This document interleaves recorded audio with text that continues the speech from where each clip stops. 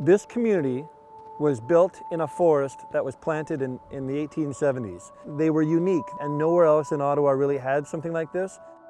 If you'd been here on September 20th, the day before the tornado, you would see a forest full of 75-foot-high white pines. They all got knocked down in about 90 seconds, and they all fell forward into the community there. To say that people are feeling a great sense of grieving from having lost these trees is not an understatement at all.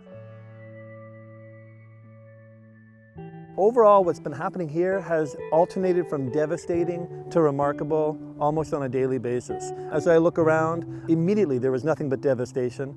As I continue to talk to residents who are coming to grips with how long it's going to take for us to get back to any sense of normalcy, a different kind of devastation. But the remarkable thing that we've been seeing is just how much my community banded together to work together. Essentially, we turned this community, which was already pretty tight, into a community of engaged volunteers. On October 21st, on the 1-month mark of the tornado, we had a ceremony right here in this clearing. We called it a ceremony for our trees. We had about 200 people from the neighborhood come out, and there was essentially a vigil. You know, there were poems, there were songs, and then right at the end, we had a moment of silence. We had a great group of bagpipers come out. Nobody in the audience knew they were coming, and they led us down this path through the hardest hit parts of the community back to our community center, because we wanted to show the people here who are most devastated just how much the community still cares for them.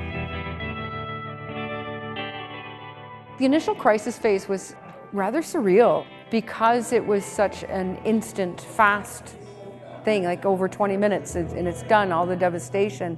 We're not trained for this. We don't have the expertise to know what we should be doing other than we want to help people. West Carleton Disaster Relief came about a week and a half after the tornado hit.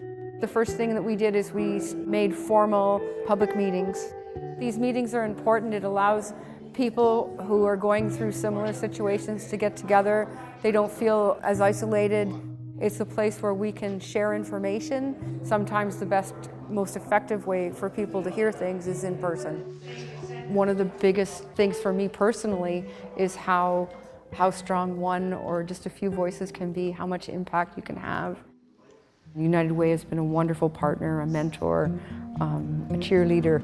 The invitation to be part of the After the Storm table showed our community and the general public that we were a valid and true organization, and it allowed us to be heard. Something like this changes a community forever. And I think probably 5 months ago, we saw that as a bad thing. As time progresses, as much as it's been slow for the rebuild, I truly believe that because of the connections that people make, the showing of strength, it will be forever changed for the better.